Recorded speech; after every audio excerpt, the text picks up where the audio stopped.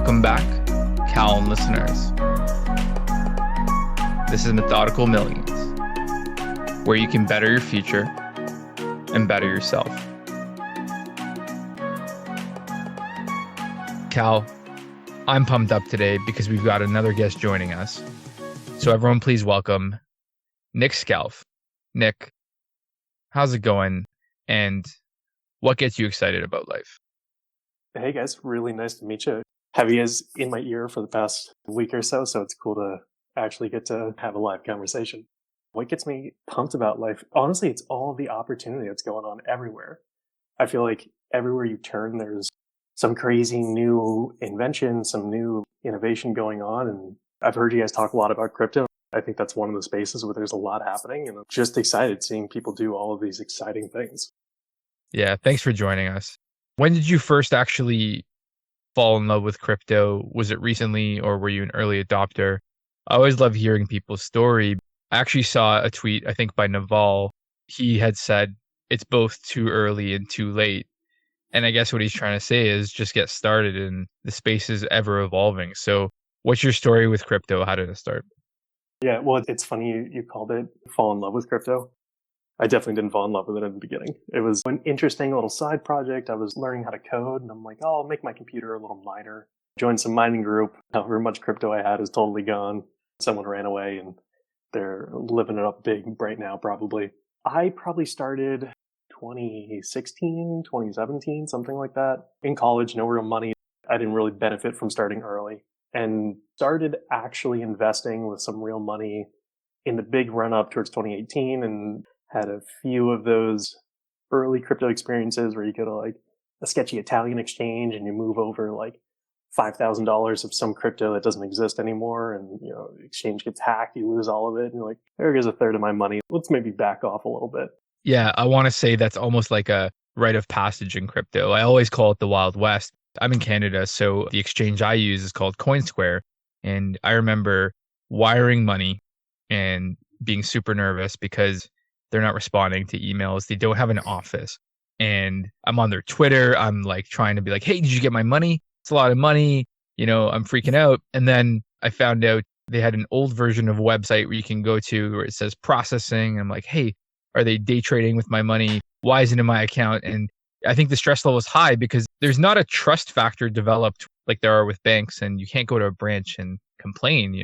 So definitely, I mean this in the nicest way possible. I'm not at all happy that you had to go through those pains, but it's just part of the learning experience. So can we talk about that? Because I think what the moral of the story is, people who get into it shouldn't expect just an easy time. And number two, why do you keep going back? What makes you so interested in it that it's worth going through the scams and the wild west of it all? Yeah, so I think the first time you go into it, it's curiosity. Something's weird. What's going on here? People are trading internet points, and hey, my buddy just made $600,000 off internet points. Okay, I'll listen. What are you saying? What should I do? The second time I think you go back after you've been burnt, it's greed, right?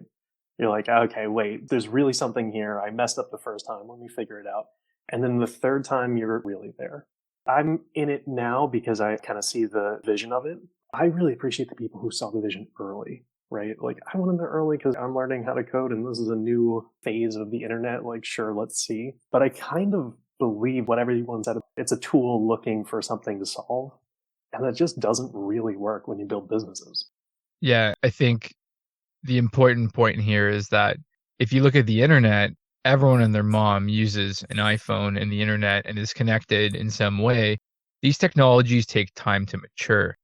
And if you look at something like email, which is ever persistent, it's become the backbone of so many businesses, customer facing internally. And now some hip or modern businesses have gone to things like Slack, DMs, and all that for, managing customers. But I think the point is just being aware and excited about tools and technology. I always call myself a techie guy. I feel like you're either branded as techie, sports, or cars. And I think my number one brand identity would be tech. I've always liked tech and computers and things like that. So it's just exciting because I think you said it best, which is it's opportunity. It's something different. You're not being told what to do when you play around with it. Like I've always been told, stop playing video games or stop, using computers. And then my mom would always, get mad at me for hours on end. And then I remember one of my first jobs, I was doing I forget if it was like basic Microsoft Paint or some Photoshop, something that was useful and just firing on the computer and getting it done. And people start asking, like, how'd you learn that? I was like, I'm self taught. So, I mean, there's this only backwards appreciation for the skills and the things you develop as you follow your passions and lean into your hobbies. So I think it's awesome. And my favorite thing about crypto is that no one knows what's going on. When you talk about things like NFTs, it's so new that even the pros, like it's an even playing field. So whether you want to be intricate like a coder or just throw $10, everyone can participate. It's very democratized, it's decentralized. You don't need to be living in a certain place, go to the right schools. So I think it's the encapsulation of what you said, which is opportunity and a better life. Yeah, I think you said something interesting in there, which was these things take time to mature, and you don't really know what they mature into. Like the current state of things, I think it's not fair to call it cryptocurrency anymore, right? The original idea was like, hey, we're going to make Bitcoin and, it's going to replace the dollar, and all we're going to do is like buy and sell everything we do on a daily basis with Bitcoin. And now even like the Bitcoin maximalists are like, yeah, it's probably not going to happen. We're probably not going to do that. It's like gold now. There's a lot of things that have changed, and I don't think anyone really saw any of that coming. Decentralized finance, people didn't really call that out until pretty recently. Moving the entire art market online is something no one imagined 5 years ago. Yeah, I just want to jump in and say I've bought a couple NFTs. So OpenSea is one exchange I've used. They're good for just connecting your, I guess, MetaMask, or I'm a big fan of Coinbase has their own wallet version. And it's funny as you learn, because at first I was like, why does Coinbase have an app and a wallet? It doesn't make sense. But then you realize the wallet's for the whole DeFi movement and for the off exchange kind of things. And, just for everyone listening, the table stakes to get in is just sign up like you would on a Facebook or anything like that. And then you have to connect a wallet. The wallets are free. And some of these NFTs are actually also free. Like you can just hit buy, I think, but you have to pay the toll, which is the gas fee. Most of it's on Ethereum. So I think that was like $100. So there is still a bit of a barrier to entry. I think that's why there's other cryptos like Solana. There's always going to be an innovative product. And I love how you brought up the whole Bitcoin versus the world, because no one knows who the next Amazon or who the next Instagram is, but just play around with a little bit of everything and see where it goes. Yeah, and just a pro tip here. When I started learning about NFTs, I did it on Tezos. Tezos, it was like you can get an NFT for $5 and fees are going to be 10 cents. So, you're not in the busiest market, but honestly, you don't need to be if you're just trying to figure out, hey, what is going on? Like everyone's going crazy. What is this? Yeah. I always call them like Pokemon cards. So that was my growing up with Game Boys and Pokemon cards. It's just a digital version of that. And I like that analogy because if you think of the holographic Charizard, it's a great analogy. It's the one everyone wants. It's more rare than others. And some Pokemon cards have, let's say, 10,000 copies, some have a million. And NFTs are basically that way. And I think it's easy to get caught in the press of Grimes selling, a $60 million one, or Beeple had a big one. But my favorite, I just came across this week. There's a site called foundation.app. And what I found was people from around the world. I actually ended up messaging a couple artists to see if they wanted to come on just to learn, because they're selling their own creative work, digital art, for like 2 to 4 Ethereum, which is thousands of dollars. And imagine being anywhere around the world and being able to do that. I think it's fundamentally empowering. And the whole premise of what we talk about is how do you improve your life in your own way? And most of the threads are on your own terms, in your own style. And because it's a new space, no one's going to tell you how to do it. You have to figure out on your own. So it kind of attracts that whole learning process. And I think the underscore here is that you said it best, which is everyone at one point is like, I'm going to make $1 million in 10 days, and kind of tries to find, does it work? Can I get really rich? Because why not if it works? And then, you almost have to realize that it takes time.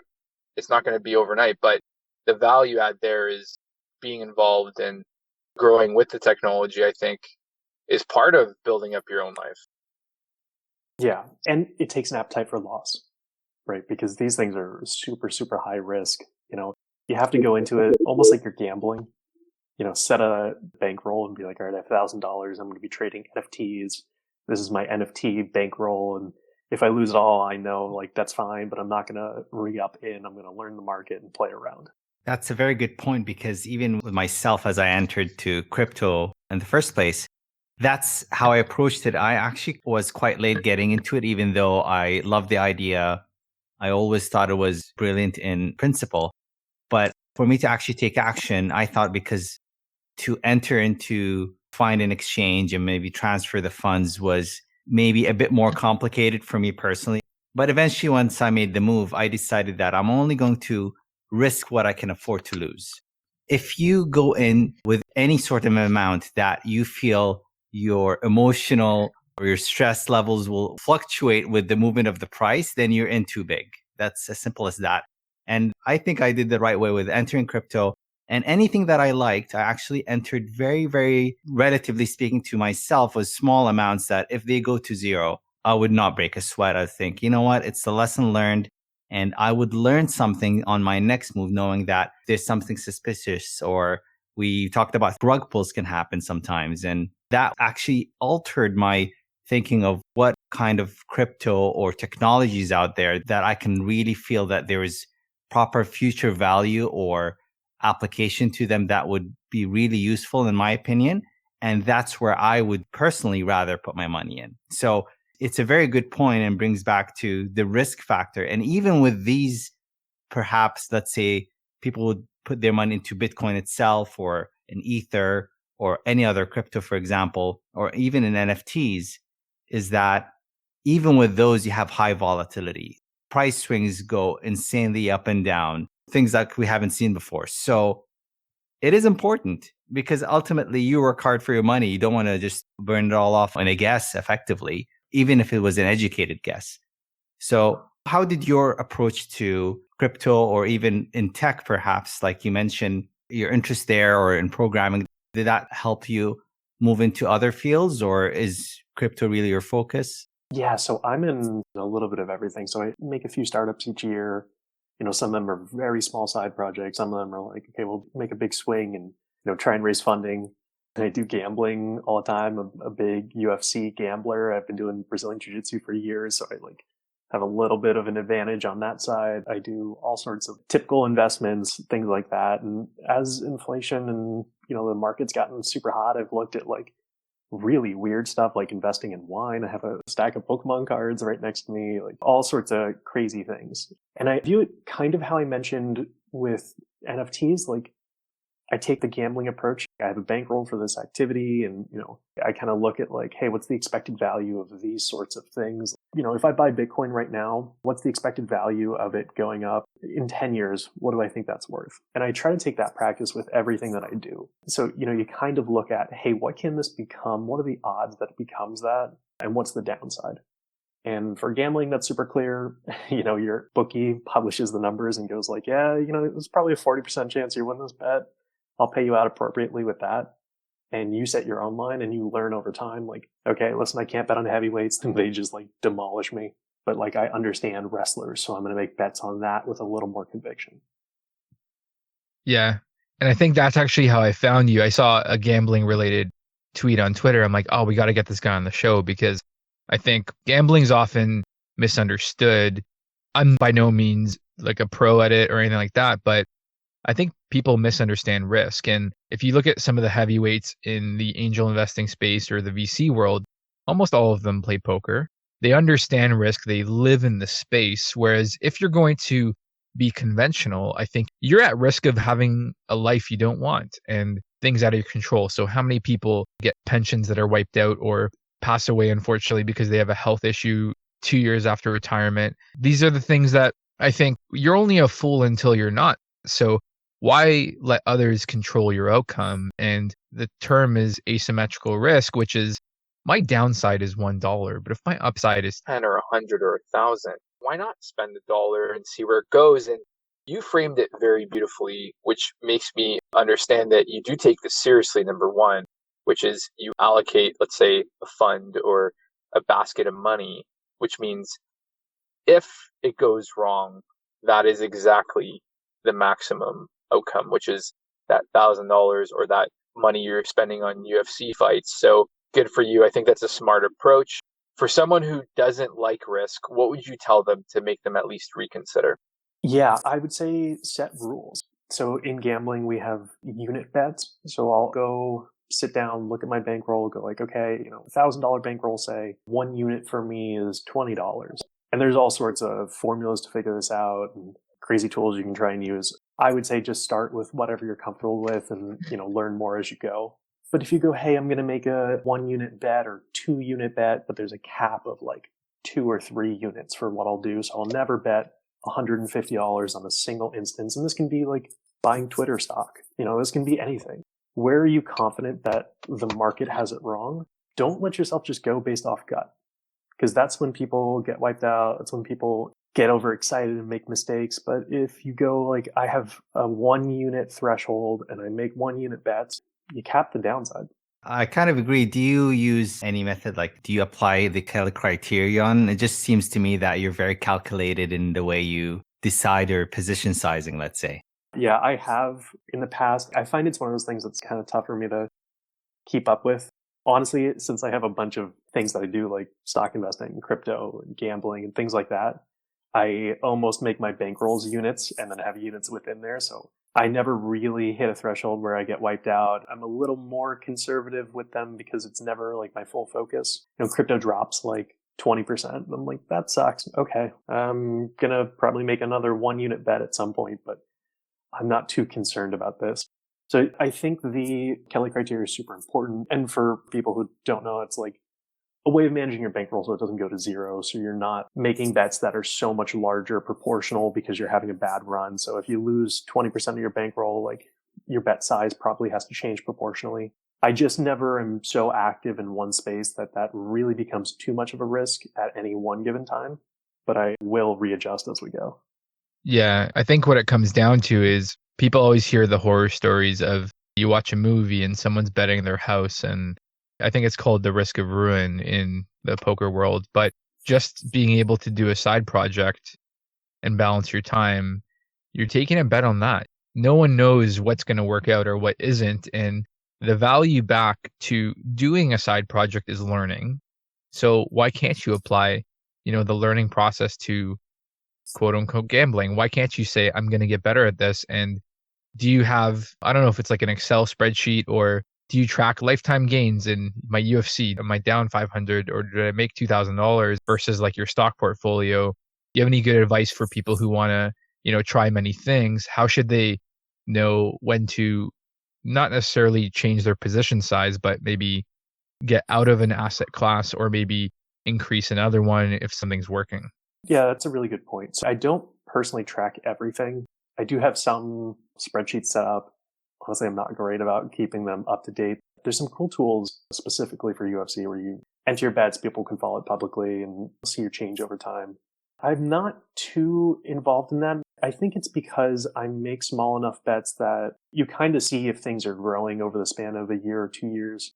I guess the real question is, how many iterations do you have on that individual category? So UFC is like 1 card per week, and I don't bet on every fight, so it's like maybe 1 or 2 fights per card. You kind of see that growth and it's pretty clear.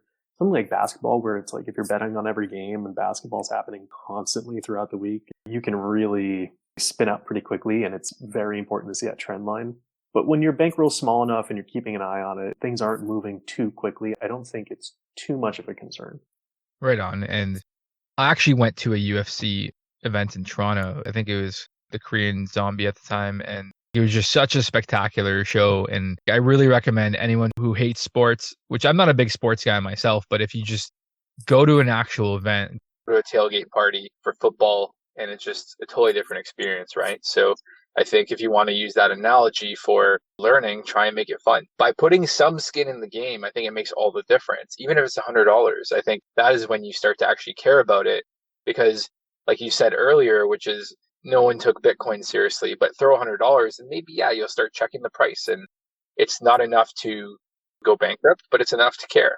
Yeah. And I'll say, like, most of the things that have had huge impacts on how I perform day to day is like the weirdest origin points. I know more about trading stocks and markets, learning it from playing RuneScape at 14 than I learned getting a degree in economics. Same, I can relate to that too. I went to school for accounting and finance, and it's not until I actually got, as you put it, skin in the game that I actually learned so much more and understood so much because of that. And it became more of an interest as opposed to just something I'm trying to learn or create a career out of, in the sense of just getting a job after school. So it is absolutely true. Once you're in it, you just absolutely start to gain interest because you're trying to understand how it works. How am I going to make money? I have $100, $1,000, whatever the amount is. How is that going to go up by 5, 10, 15%, 1,000%? And why would it do that? And why would it go the other way? And that leads to kind of a domino effect or a chain reaction where one thing you learn and that will get you into a single term and you will wonder, okay, so what does this mean? And it just opens the doors and the possibilities of you understanding what the field is. That same thing with crypto. Now, John and I knew each other for a long time. And to be honest, the person who really pushed me to it most was John back in, I think it was 2014. And he was talking to me about it. And he sent me a little bit of, I think it was Bitcoin at the time. He made me download a wallet and was showing me. And all I knew about it was just things that people were talking about because it was hot at the time. But he was really educating me. So he's been an advocate for a while. Not until recently, like I said, is when I really started getting invested, is that when I started learning, which actually also takes me to two questions I want to ask you, by the way. First is just going back a bit. It's a bit off topic. How's the Brazilian Jiu-Jitsu going for you? Because I've been actually just thinking about to maybe pursuing some martial arts, and it's one that I'm interested in. And second is, if you want to share more about maybe your startup. So you mentioned you do like 5 startups a year. What are the fields that you're covering and where do they go from there? Yeah, sure. So first off, Brazilian Jiu-Jitsu, I adore it. I'm not doing it right now because of COVID. I started going to a place and then San Francisco got a little hairy there and went back to mask mandates. And I mean, Brazilian Jiu-Jitsu with a mask on, you get super sweaty and the mask just gets wet and it gets real gross and suddenly you're waterboarded in the middle of the gym and I just couldn't do it. But I recommend that over basically every other martial art I've done. It's like chess for the whole body and you never get kicked in the head. So it's a win-win to me. And some of the startups, so I have one that I recently started in the past month. It's actually pretty relevant to the conversation. So it's called This Morning on Chain. It's a weekly newsletter. Basically, the whole premise is I want to make the morning brew for crypto. Crypto has a bunch of noise in it, not that much signal. You go on cryptocurrency on Reddit, and it's just a wall of people trying to sell you on their random cryptocurrency that they bought into. So me and my co-founder, we basically spend all week reading crypto news, trying to find what's relevant, digging into random projects, and do like a 5-minute write-up at the end of the week and have a newsletter published. And we cover some interesting stuff. I've seen like DeFi insurance. I've never heard of it before. So, the DeFi space is absolutely crazy. I think it's like 60 something $billion.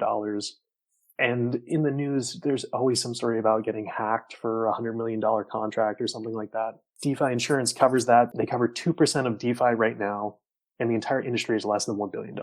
So if you go, hey, I want to make a super high risk bet that has high upside, that's an interesting industry that's just popping up in the crypto world. Could be something that ends up being nothing, could be something that ends up being pretty huge.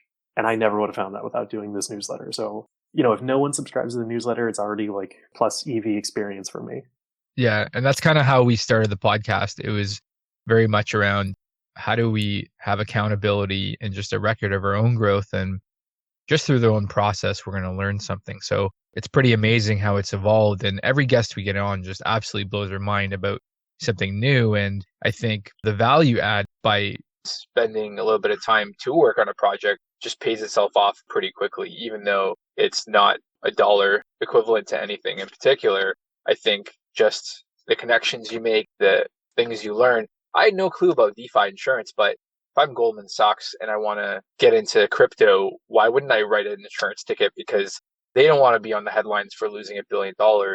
People are going to start to lose trust in them. So it's kind of a cool mix of mitigating risk with actually staying in the space. And I think that is going to open up crypto to a lot more people if people actually have downside protection. Yeah, absolutely. And it's one of those things that we talked about it a little bit earlier here where you're terrified to send money, you're, refreshing the page, you're tweeting them, trying to find out something about what happened. And it's because there's no assurance anywhere in the chain. If I go charge something my credit card and look at the statement and I'm like, whoa, that's $4,000. This was supposed to be a cup of coffee. Chase will handle that for me. There's none of that in crypto world. So I think it's one of those tools that's probably going to be needed for bigger adoption. And it may not be these companies. It may be Coinbase does the insurance protocols or who knows what happens. But I think for people to really use it on a day-to-day basis, it needs to be comfortable to use, not just efficient and convenient.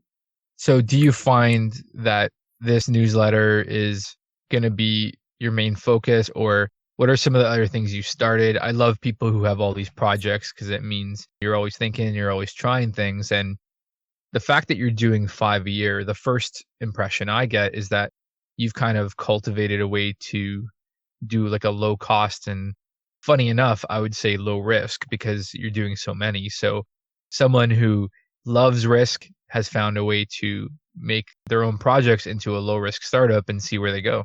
Yeah. So it does depend on the type of the project. So before this, my project was me and a business partner. We actually started a podcast, bought a company, and kind of went through that whole approach of trying to build in public and talking about this sort of third path that exists. You don't have to build a company or get hired. You can go buy a company. You can go on microacquire. There's good companies making 50 grand a year, and you can kind of work an angle to get that company. You can buy a full-time job that you can grow.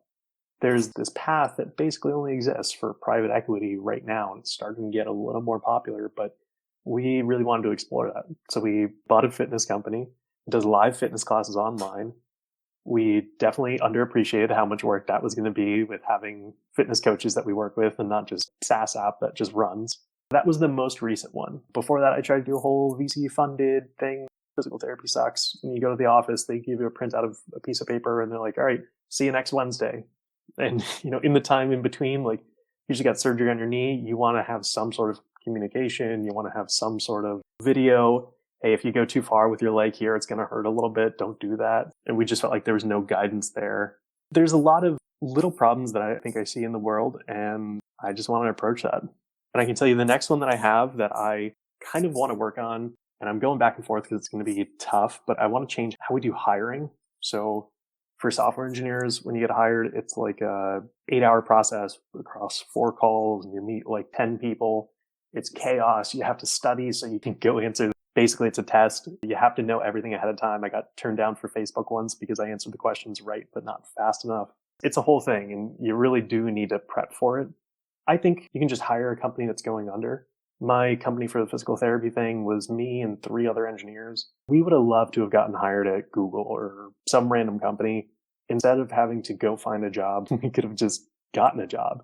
And maybe we all make 20 grand in stock options as like bonus. We'll throw you 80 grand to buy your company. It's really distressed assets, and you're bringing in a team that knows how to build things. So you touched on an interesting point there, which is just the whole unconventional aspect of how to get a job, which I like. But number 2, you seem to be at least interested in the acquisition space. So I have seen microacquire on Twitter. Actually, a coworker and I were chatting about it because I think his idea was on the flip side, which is how do you start a small business and then go sell it, be on the sell side? So I wonder, is microacquire the marketplace to go to, or are there any other sites? And is there a value multiple on fully digital versus like a car wash? And what's the liquidity on something like that? Is one business more in demand than another? And what's stopping you from making that business, selling it for $100,000 and then going to make another copy of it, so to speak? Let's dig into a few things there. So first off, demystify buying a business, because it feels like business is worth $100,000. How could I ever possibly buy that business? You never straight up buy it for the asking price. If you're wiring $100,000 to someone for a business, you're probably doing it wrong, or you're probably ridiculously wealthy. What you can really do is leverage these 3 pillars to acquisition. And it's like time to repayment, It's the dollar amount, it's the amount of the company that you're buying. So I can tell you like, hey, if this company makes 10 grand a month, I'll buy it from you for 200 grand over the next 2 years. Business is largely paying for itself. They have a saying where it's like either you get the price you want or the terms you want, but you never get both. So it is a more approachable thing than people think. Microacquire. So I'm kind of biased. I know the guy who made it, Andrew Gesdeck. He's just the nicest guy ever. And he's very giving. If you reach out to him, he'll come on your podcast. He'll talk to you. He'll give you advice. He's one of those people where every time you try and reach out, he's somehow always online. And they're really the first people to come into the space and make it not seem super scammy. So they filter through all the companies that want to be posted. They like punch up your entire application. They make it look like a great real company. And you just get a better, more trustable product at the end result of it.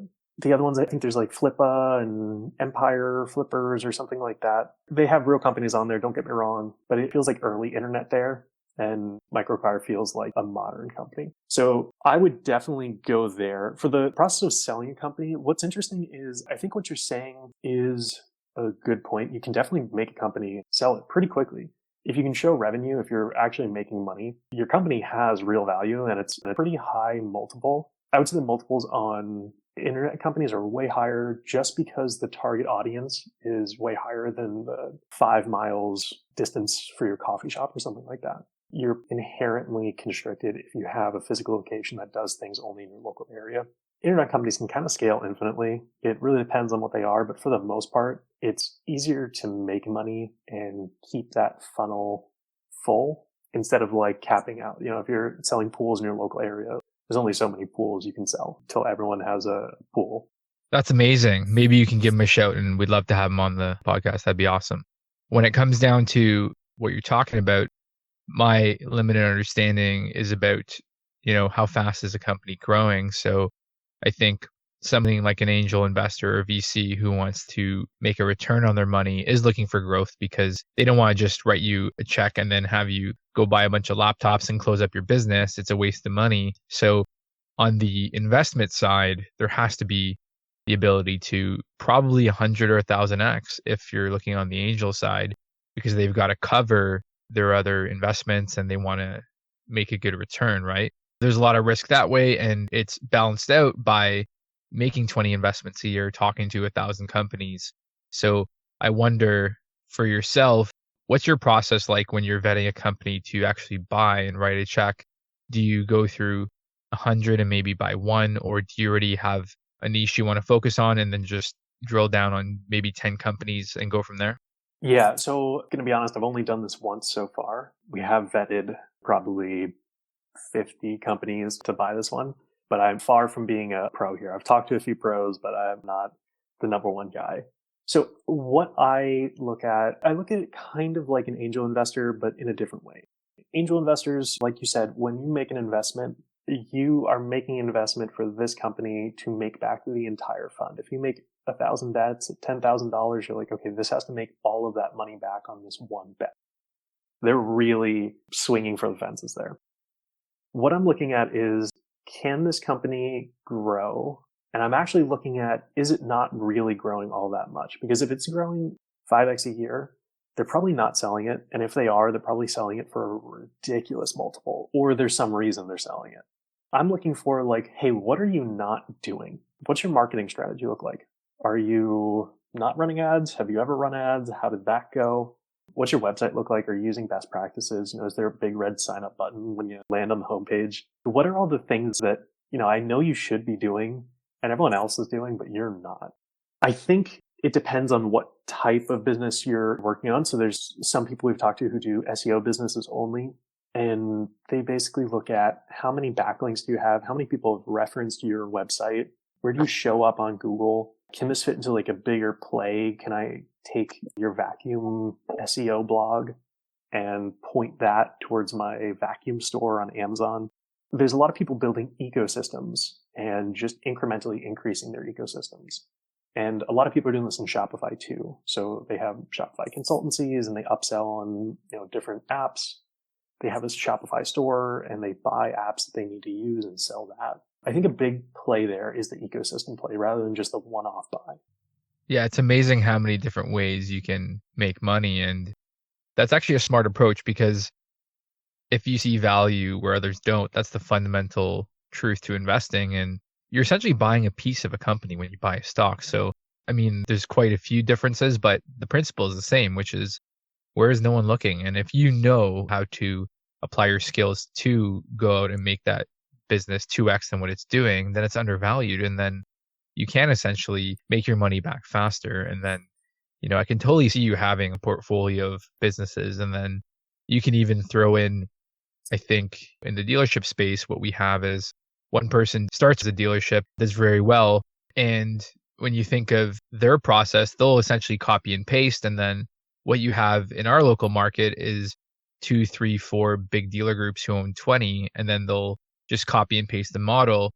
And they have downside protection because they'll almost always own the real estate, or they'll have brand resilience. If you own all the brands out there, it doesn't matter which one's doing well, they're all going to print money. So is that kind of a goal of yours to have one, two, five businesses that essentially do well, put them on autopilot, they all grow and thrive, and then maybe you sell one to buy the next one, but you'll essentially have a portfolio.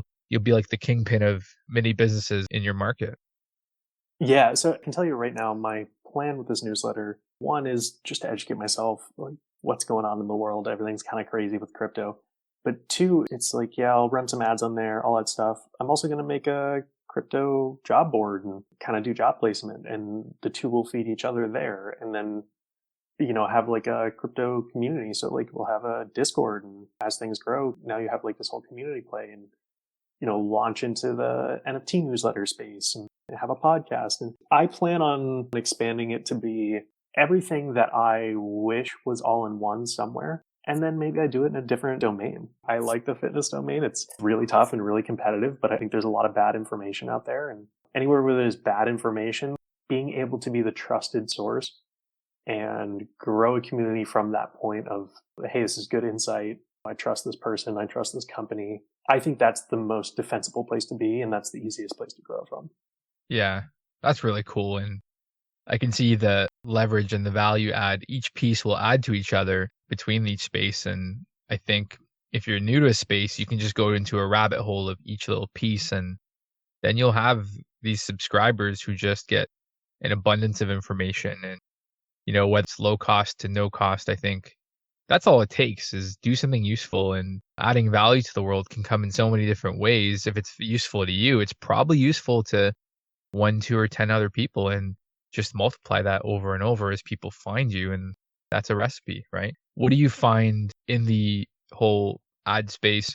Do you have good experience? Is it useful to try and jumpstart your newsletter and pay some money to readers? Will that then have like a 1.5 return on every paid subscriber may bring 2 or 3 friends? Is there any virality aspect to that? Does paying for ads make sense versus the organic approach? What are your thoughts on that? Yeah, so it's kind of a flywheel, right? So you start off pushing, and eventually, you're pushing this wheel, and you take your hands off, and it just keeps moving by itself. I haven't gotten there yet. So I've tried some ads. They're okay, but it's really interesting to control for where the ads land. If you just go like, hey, let me try and get anyone subscribed to this newsletter, you have to really worry about the quality of people. You can get newsletter subscribers pretty cheap, and you can end up making money on that, a lifetime value return. But honestly, every single newsletter subscriber is probably going to be a bot from a country you've never heard of. I know that was the first 15 people who came in from ads on Google. I know in this space, there's 2 major things that work. One is crossover events. You go talk to Pomp and go like, hey, let me write for your newsletter, you write for mine, and we'll like shout each other out. That works really well. The other thing that works is SEO, but SEO takes a long time. So ranking on Google, it takes 1 month. It seems like it's probably 3 months on average. And I've seen some people say they haven't gotten anything. It took them 12 months. So the SEO play is really slow. And that's another reason why buying a business a year or two old and they have some SEO ranking in there, they can upgrade and move up the ranks pretty quickly. But that 0 to 1 on the SEO side is really, really rough. I personally send out like 300 direct messages on Reddit every week. And, the people who respond and like it are happy and hyped to get some signal there. But it's, it's like any other sales, you're getting a 1 to 5% success rate. Yeah, it's an odds game, really. And John and I, again, both come from a sales background, so completely get what you're talking about here. And I gotta say, I'm incredibly intrigued in your way of thinking in terms of how you can come up with ideas of shortages and things you mentioned quite earlier in the episode with maybe the hiring processes or how a company treats its promotional side, whether it was advertising or how their website looks like. So you look at things that a lot of people, I think, don't do, or sometimes maybe overlook is probably the better term here. So I think you really have something that I'm just sitting, maybe perhaps not talking as much, just because I'm very, very interested in what you have to say. And I'm really learning a lot from you here. I Yeah, appreciate that. I've learned a lot listening to this podcast, so I'm glad to give back a bit. that's awesome. And here's an idea. So the job market sucks, as you said. And I think my first jobs when I was 19, I went on Kijiji. And then now we have Indeed. I don't know if Indeed is in the States or not, but it's pretty big in Canada. So I remember once, I think I wanted to get a job in the crypto actually, and I applied to Coinbase, which I got no response because I'm probably on paper unqualified, never heard from them. And you're basically a totally qualified engineer, and Facebook had some nuanced criteria or just too many applicants. So CoinSquare, I actually had interviewed, but the job they were hiring for wasn't really commensurate to what I wanted. Like I couldn't leave my day job to just go there. But I went through the process and they were like, you've been doing this car thing for like 10 years. And in the tech space, you're a dinosaur if you haven't jumped every year and a half, right? I guess as the saying goes. But what I thought would be kind of interesting just to throw this idea out there.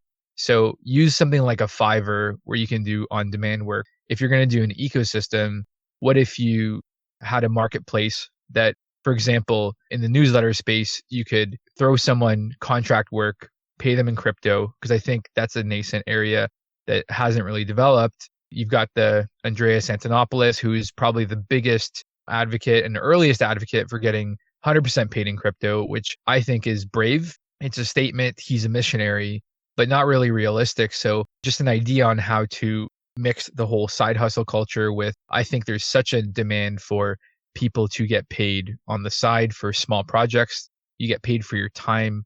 You know, the most famous, I guess, are something like an Amazon Mechanical Turk or a Fiverr. So why don't you somehow grow this ecosystem to pay people solely in crypto so it makes it exciting? And number two, you could become like the de facto marketplace for that and for contract work and connecting people all over the world and just totally breaks the mold of what hiring means because I think even myself, if I could drop in half an hour a week and get paid for something like a writing skill or just basic skills that I might have, and if you can match the two, I think people would chase you down and say, I'll take any coin, I'll do this for this. And all of a sudden, you've capitalized people and empowered people as opposed to just compute power.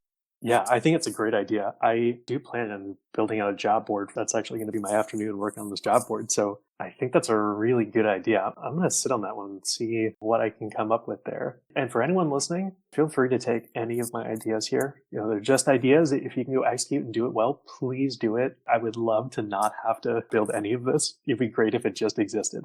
So if anyone out there wants to go do this, I think you start exactly how you said. Go, hey, this is a small niche. Let's do content writing. You get paid in crypto. We know exactly who the target audience is. You can kind of grow organically from there and get other avenues. I think that's an amazing idea. And it's easy enough for you to even hide behind the sheets. You know, like company A that wants to come get someone to work on their content writing.